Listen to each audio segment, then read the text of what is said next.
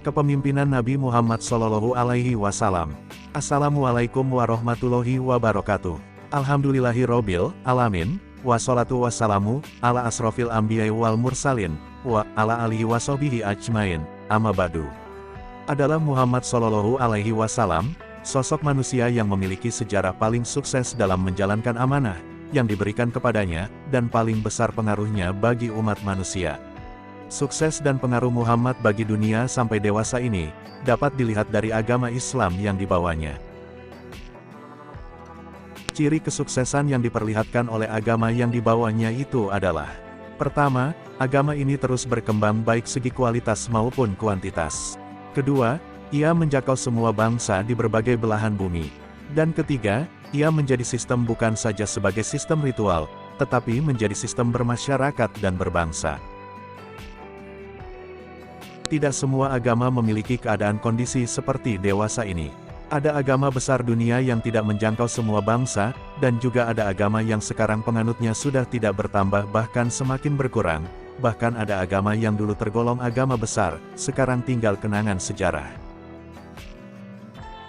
Tumbuh dan berkembangnya agama Islam seperti ini, tentu saja selain karena keluhuran pesan kandungannya, juga karena sosok pembawanya, yang memiliki kemampuan untuk menyampaikan agama ini kepada manusia, sehingga dapat diyakini dan diterima, serta diteruskan dari generasi ke generasi. Nabi Muhammad Shallallahu Alaihi Wasallam, lahir sekitar 14 abad yang lalu, tepatnya 751 Masehi. Dan meninggal pada tahun dengan usia sedang-sedang saja yaitu 63 tahun, dibanding usia rata-rata manusia, bahkan relatif singkat bila dibandingkan dengan usia nabi-nabi terdahulu. Bandingkan usia Nabi Adam 930 tahun, Nuh 950 tahun, Ibrahim 175 tahun. Meskipun masa hidupnya hanya 63 tahun, dan mengemban dakwahnya hanya 23 tahun, namun beliau dapat menyaksikan sendiri keberhasilannya sebelum dia meninggal dunia, yaitu: 1. Berhasil mengubah paham paganisme yang kental dimiliki oleh masyarakatnya, menjadi monoteisme, menyembah Allah yang satu. 2. Berhasil membangun satu kesatuan masyarakat, dalam satu negara yang tadinya memiliki cara hidup bersuku-suku, yang antara satu dengan lainnya selalu terjadi permusuhan.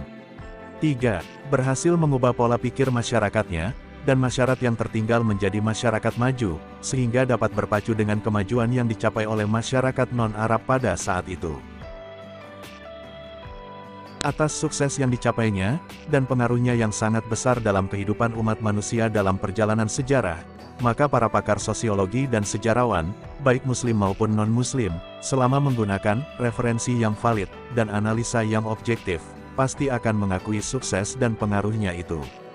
Tentu saja keberhasilan Muhammad itu, selain karena beliau memiliki akhlakul karimah, yang patut diambil contoh dan diteladani, juga faktor kepemimpinannya yang simpatik, sehingga orang-orang yang menggunakan nalar rasional, pasti akan tertarik mengikuti dakwahnya.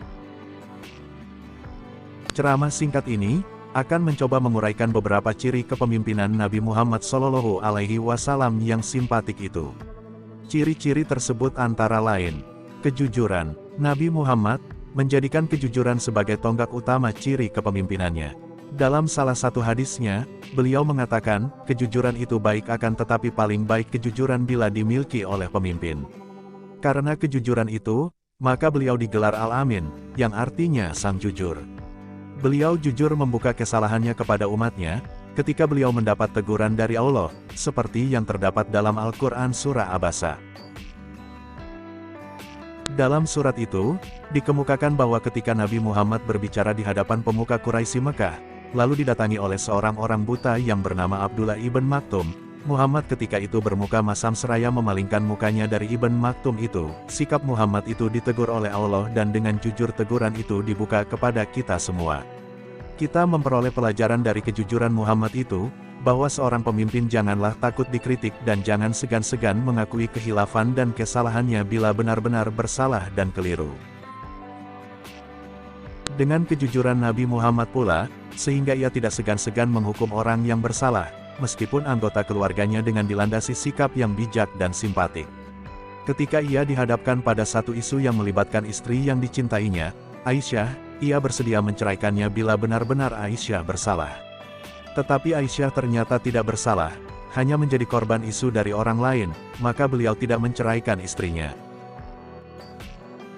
Sebagai komitmen kejujurannya untuk menegakkan hukum, maka Nabi Shallallahu Alaihi Wasallam bersabda, "Sekiranya Fatimah mencuri, maka ia pun aku potong tangannya."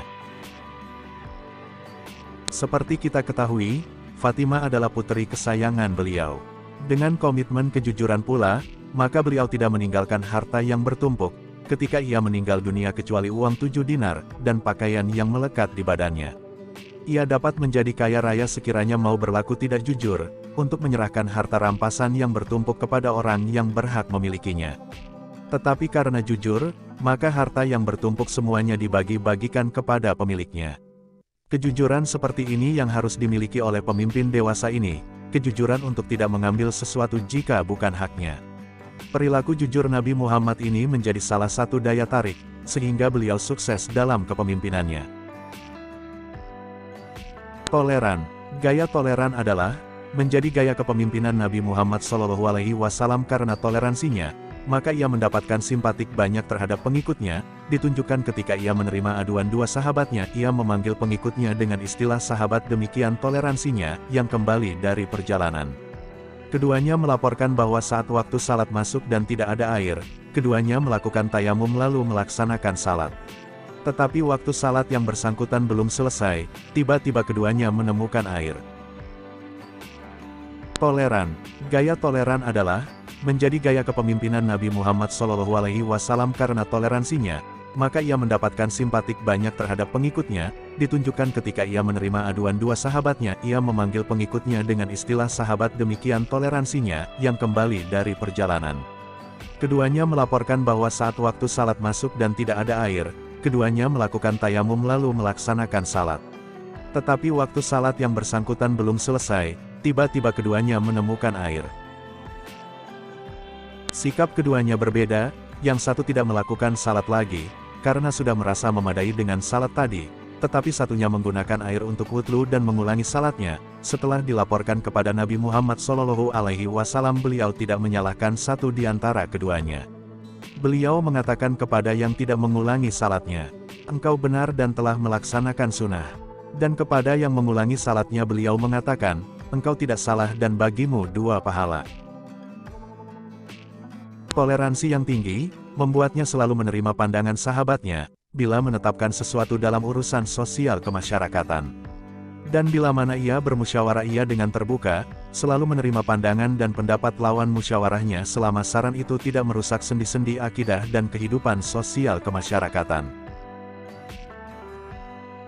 Suatu ketika, saat ia menempatkan pasukan muslim dalam menghadapi musuhnya di Badar, lalu bertanya seorang sahabatnya yang bernama Hubab bin Munzir tentang mengapa Rasulullah memilih tempat itu. Menurut Hubab tempat itu tidak strategis. Hubab selanjutnya menyarankan pindah ke tempat yang lain. Kemudian beliau menerima saran tersebut dan memindahkan pasukannya ke tempat yang disarankan Hubab itu. Pada perjanjian di Hudaybiyah, yang dilakukan antara Nabi Muhammad dan sahabat-sahabatnya, dengan utusan Quraisy. Pihak Quraisy melarang umat Islam meneruskan perjalanannya masuk ke kota Mekah untuk melakukan ibadah umrah. Dengan semangat toleransi yang sangat tinggi, Nabi menerima usul mereka, untuk menunda perjalanannya sampai tahun berikutnya. Dalam perjanjian tersebut juga, beliau rela menerima usul utusan Quraisy untuk mencantumkan dalam teks perjanjian kata-kata, Muhammad Rasulullah, tetapi cukup dengan Muhammad ibn Abdullah. 2. Mereka masih ingin praktek riba tetap dijalankan. 3. Mereka tetap ingin mengkonsumsi minuman keras. Sementara permintaan mereka ditolerir oleh Nabi untuk sementara waktu adalah, mereka tidak ingin meninggalkan tradisi sesembahan berhala Al-Lata selama 3 tahun. Mereka ingin bebas dari pembayaran zakat, dan mereka tidak ingin ikut berjihad. Sikap toleransi Nabi, juga ditunjukkan saat ia didatangi tamu yang beragama Kristen dari Najran, lalu Nabi bersama sahabatnya menyambut mereka di Masjid Nabawi. Ketika ibadah ritual mereka tiba, Nabi mengizinkan mereka melaksanakannya di masjid. Beliau berkata kepada mereka, lakukanlah ritual kalian dalam masjid ini, tempat ini adalah tempat ibadah kepada Allah. Praktek toleransi yang diperlihatkan oleh Nabi dinyatakan dalam ungkapan, aku diutus dengan sifat penyantun dan toleransi. Pemaaf, sejalan dengan sifat toleransi yang tinggi, baik kepada kawan maupun kepada lawan, sifat yang menonjol dari pribadi Nabi Muhammad SAW adalah sifat pemaaf. Dari ajaran-ajarannya, baik yang tercantum di dalam Quran, maupun di Al-Hadis, sejumlah anjuran bahkan perintah untuk memberi maaf, bukan minta maaf. Hal itu menunjukkan betapa mulia kedudukan orang pemaaf dalam Islam. Salah satu faktor keberhasilan Nabi dalam menjalankan risalahnya adalah sifat pemaaf itu. Pernah suatu ketika, saat Nabi sedang beristirahat di bawah sebatang pohon, tiba-tiba didatangi oleh Dasur dengan pedang terhunus dan akan membunuh beliau. Entah kenapa pedang itu jatuh dan diambil alih oleh Nabi. Seketika itu kesempatan bagi Nabi SAW untuk membunuh Dasur, tetapi tidak dilakukannya, dan bahkan beliau memaafkannya. Dasur kemudian kembali ke sukunya dan mendakwahkan Islam. Jiwa pemaaf yang paling tinggi diperlihatkan Nabi Muhammad pada saat Fath al-Makkah, penaklukan kota Mekah. Ketika itu, dia tampil sebagai pemenang yang dapat melakukan pembalasan terhadap penduduk Mekah, yang pernah mengusir beliau dari kampung halamannya, menyakitinya dan merampas hak miliknya dahulu. Lalu hijrah ke Madinah bersama pengikut-pengikutnya. Namun, semuanya itu dilupakan Nabi dan tidak melakukan pembalasan. Tetapi beliau memberikan amnesti, pengampunan, secara menyeluruh, kepada orang-orang yang pernah berbuat salah kepadanya. Karena sifat pemaaf itu, maka mereka dengan kesadaran, mengikuti kepemimpinannya dan menganut agama Allah yang didakwahkannya. Allah Subhanahu wa Ta'ala berfirman dalam Quran Surat Al-Nasr ayat 1-3. Idza ja'a nasrullahi wal fathu, wa ra'aitan nasa yaduluna fi dinillahi afwaja, fasabbih bihamdi rabbika wastaghfirhu, innahu kana tawwaba. Yang artinya, apabila telah datang pertolongan Allah dan kemenangan, dan kamu lihat manusia masuk agama Allah dengan berbondong-bondong, maka bertasbihlah dengan memuji Tuhanmu dan memohonlah ampun kepadanya, sesungguhnya Ia adalah Maha Penerima Taubat. Dengan demikian, jujur dan toleransi yang disertai dengan sifat pemaaf, merupakan ciri pemimpin Nabi Muhammad SAW, yang patut dijadikan contoh oleh umatnya, terutama yang mendapat amanah menjadi pemimpin, baik formal maupun non-formal. Wala al-muwafiq ila aqwam al-tariq. Mungkin, hanya itu saja yang bisa saya sampaikan kali ini. Mohon maaf atas segala kekurangan, semoga kita semua bisa memiliki sifat yang dimiliki Nabi kita, dan bisa menyampaikan risalahnya sepatah kata dan lebih, sehingga hidup kita bermanfaat bagi kita dan orang lain. Amin ya Rabbal Alamin. Akhirul kalam, billahi fisabil haq, fastabiqul khairat. Wassalamualaikum warahmatullahi wabarakatuh.